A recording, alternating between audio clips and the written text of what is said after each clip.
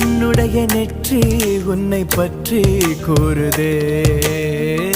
உள்ளிருக்கும் பொட்டு உந்தன் குட்டு சொல்லுதே. என்னுடைய பார்வை கழுகு பார்வை தெரிஞ்சுக்கோ. எனக்கு இருக்கும் சக்தி பராசக்தி புரிஞ்சுக்கோ.